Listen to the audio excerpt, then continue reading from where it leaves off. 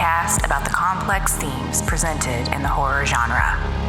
I'm your host, Nicole, and it's time to share another dark tale.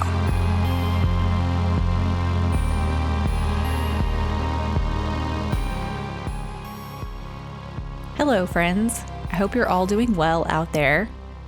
Life is still busy, and I haven't had just the willpower to research and write a normal full-length episode, but I did want to check in and just take a few minutes to give you some recommendations for the upcoming holiday weekend.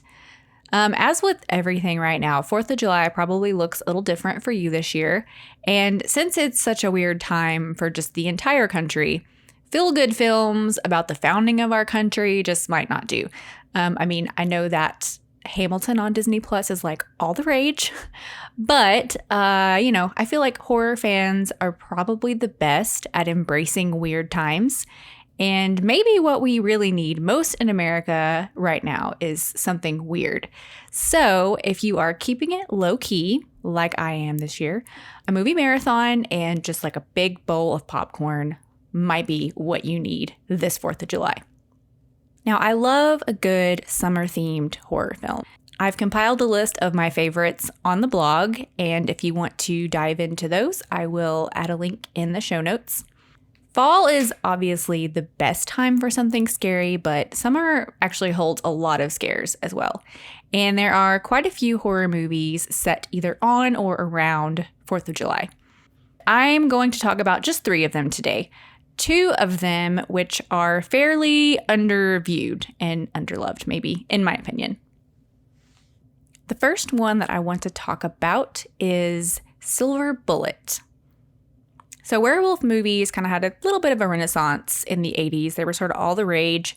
And classics like The Howling and An American Werewolf in London tend to be remembered most, largely due to the emergence of cutting-edge special effects.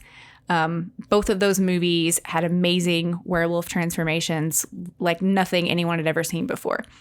But a lesser known but beloved werewolf tale from 1985 is Silver Bullet.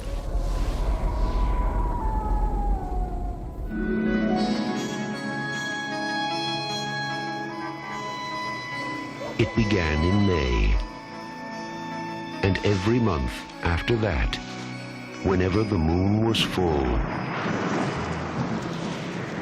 it happened again.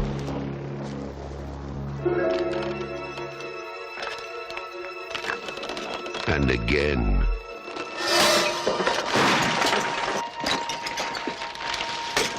What was that? It's over there. Don't point that at me. Nobody knew who or what was responsible. Come on.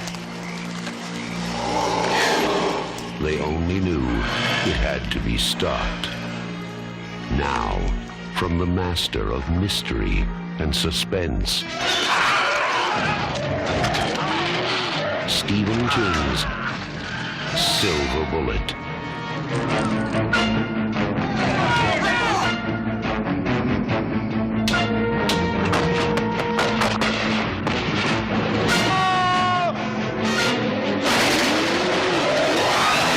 Silver Bullet, the last glimmering hope. When a series of unexplained murders occurs in the normally quiet town of Tarker's Mill, the residents decide to hunt down the killer. However, many of these vigilantes end up dead, and those who don't are no closer to finding an assailant. But when a young wheelchair-bound boy named Marty encounters a werewolf one night, the pieces begin to come together. Along with his sister and Uncle Red, Marty begins a mission to capture the werewolf once and for all. Silver Bullet is based on a book that was a collaboration between Stephen King and famed comic book artist Bernie Wrightson. And that book is structured very uniquely. There's a chapter for each month.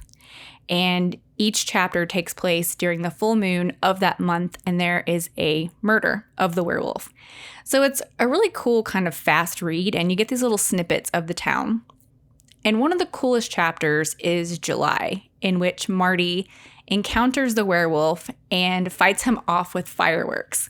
And so this scene of Marty defending himself against the werewolf with the fireworks is also in the movie. It plays out a little differently, but it's fantastic. I don't want to completely spoil it, but his Uncle Red has given him some fireworks that he's not supposed to have. And so he sneaks out in the middle of the night and goes to shoot off these fireworks. And, he's trying not to get caught at home. And so he has to go way away from his house. So he's just out in the middle of the night alone. And he encounters, of course, the werewolf. And it's still, even as an adult, it's still a little scary. It's a great visual, and it's just something that really sticks with you. So the movie isn't directly centered around the 4th of July. It's kind of across the whole year. But that particular chapter is really, really memorable. And it's the same way in the movie. The movie is very charming. The characters are all really likable. Corey Haim is in it. Gary Busey is Uncle Red, and he's quirky and kind of zany, but still grounded. And he and Marty kind of break the rules and wreak a little bit of havoc together. And so you really love that relationship. And the big sister as well. She's annoyed with her little brother, but also clearly loves him and wants the best for him. And so when those three kind of team up to figure out, who's the werewolf and how do we overcome the werewolf, it's just really fun.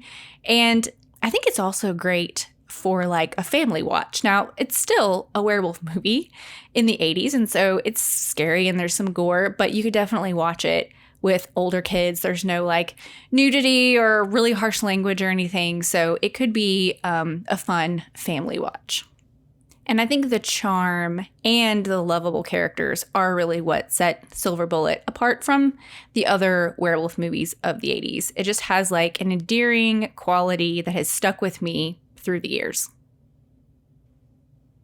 So of course the 80s were a golden age for horror. And then the 90s came around and it was a bit of a wasteland for a while. And I was growing up in the early 90s, growing up on older horror movies mostly. And then of course we got the teen slashers of the 90s. And those teen slashers had a huge influence on me. And, before Wes Craven's Scream showed up on the scene and just pumped new blood into the genre, horror was, like I said, it's a bit of a wasteland.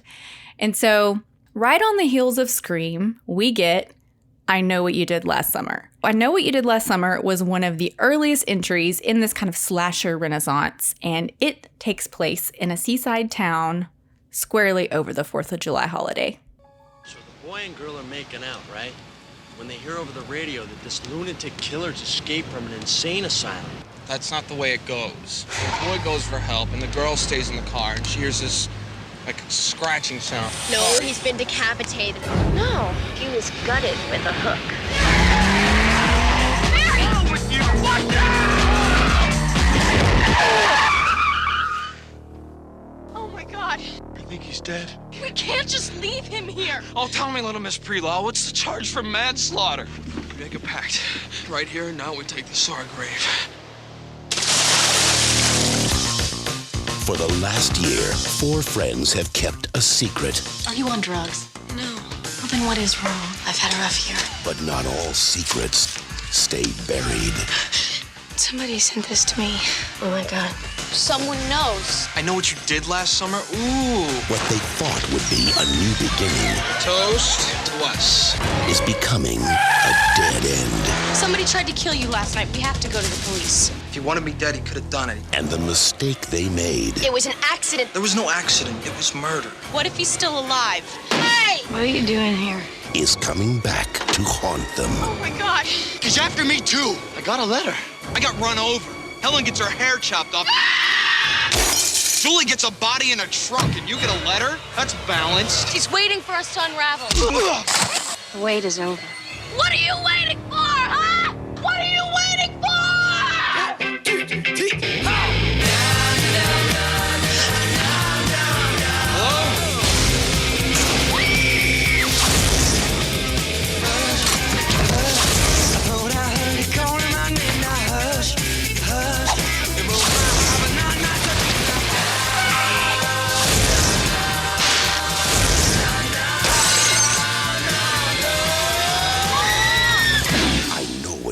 did last summer. It's the 4th of July, and 4 friends, Julie, Ray, Helen, and Barry, are celebrating along with graduation. On their way home, they hit a pedestrian walking down a curved corner. They dump the body in the ocean and make a pact to keep it a secret in hopes of saving their futures. 1 year later, Julie returns home from college for summer break. In the mail, she receives a letter stating that, "I know what you did last summer." Julie freaks out and gathers up her old friends who are now separated, miserable, and not speaking. They all decide to find out who saw them that fateful night, and in the process of tracking the suspect down, the body count goes up. So let me be clear. I Know What You Did Last Summer is not in the same category as Scream for me, but I was 13, 14 when it came out, and I was like squarely in the target audience. And it was a ton of fun for me, and I watched it, several times. I think I saw it in the theater, and then, friends would come over, we would watch it. I saw it several times, and really remember thinking it was really good. So last fall, I think when we were at the Stanley Hotel, it was on TV. And the whole franchise was on TV over the course of Halloween last year. And I was excited to rewatch it. And I was like, this movie does not hold up. When I watch Scream now, it still feels very fresh and important. And it means even maybe a little more to me now that I'm older and understand it. But I Know What You Did Last Summer is just kind of dumb fun. It's also very, very 90s, which so is Scream. So are a lot of those that came out in that time, 96 through 99. But man, I was just like, oh, this is definitely a teen movie. But I think that's part of what makes it perfect for 4th of July. Again, it's set right on the 4th of July. You've got these kind of all-American kids. It follows that slasher formula, which feels very American. And like I said, it's fun. It's a great popcorn movie. You don't need to be paying 100% attention. It's not a huge bummer. It's not going to bring everybody down. So it's definitely a good addition to this little movie marathon. The last movie I want to talk about is probably the most underviewed movie on this list, and that is The Bay. So there's no denying that Jaws is probably the movie to watch on the 4th of July. Horror fan or regardless, it's a pretty popular one. It's a masterpiece. I could honestly probably watch it every year. However, The Bay is a lesser known kind of patriotic creature feature that is really worth a watch, especially if you have seen Jaws already 100 times. 911, what are you reporting? Sorry, did you say something bad? Yes, it's a really bad happened. She's bleeding. Where is she bleeding from?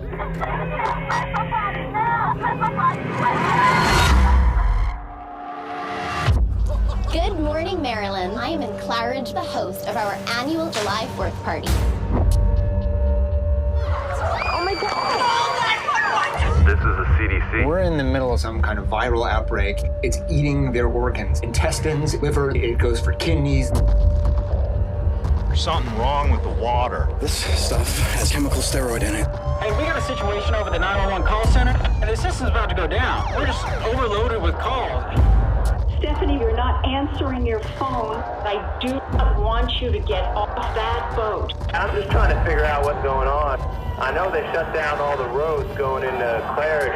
Now I'm flying over the water here, and, there's just dead fish everywhere. That's so big, I don't think he fits in this boat. You ever seen anything like that? Never seen nothing like that. What is that? Son of a...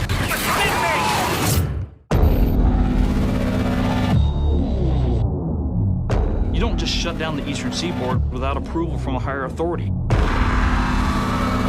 As you can see here, we have these parasites. Oh my God. Isopods eating right through the fish's tongue. There's something really wrong. Help me. It's eating them from the inside. Dispatch. There's bodies everywhere. Do you hear that? What are you doing? Don't look at me.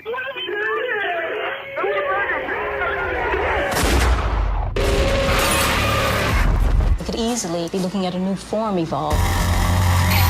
Go away. I'm going to show the world what happened here. If you find this tape, just please get it out.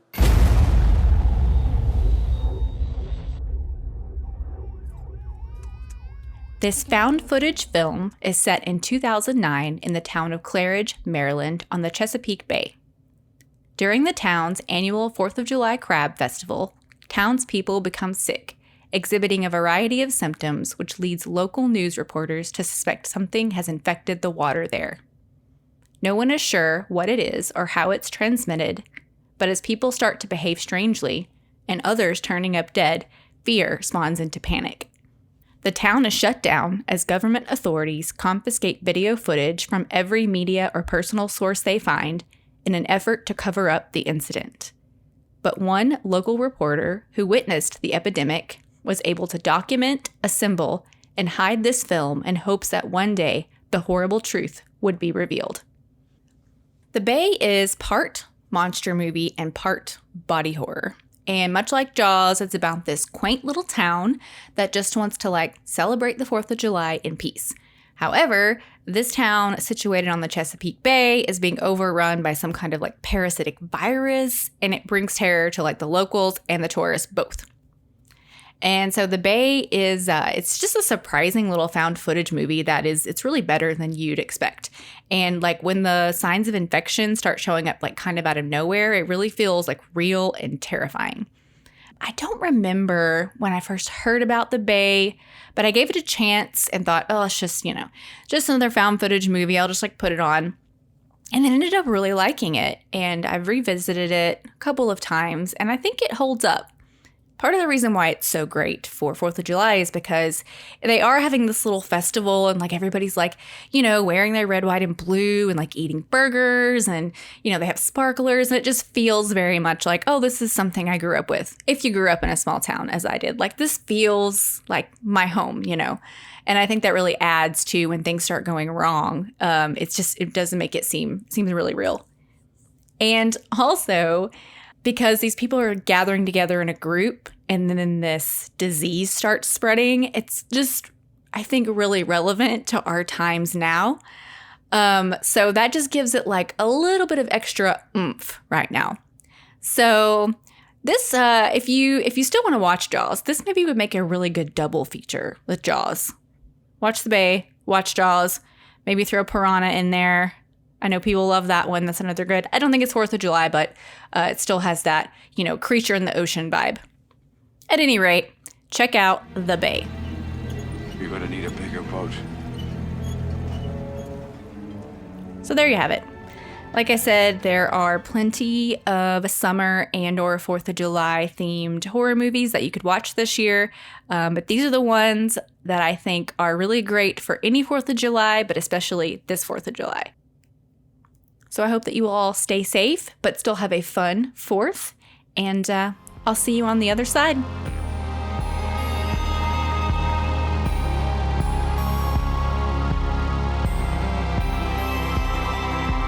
Thanks for tuning in. You can find the show on Instagram and Facebook at Light and Shadow Pod. Sign up to become a supporter on Patreon for early access to all episodes and more. Please rate, review, and subscribe to help other people find the show. Until next time, stay spooky.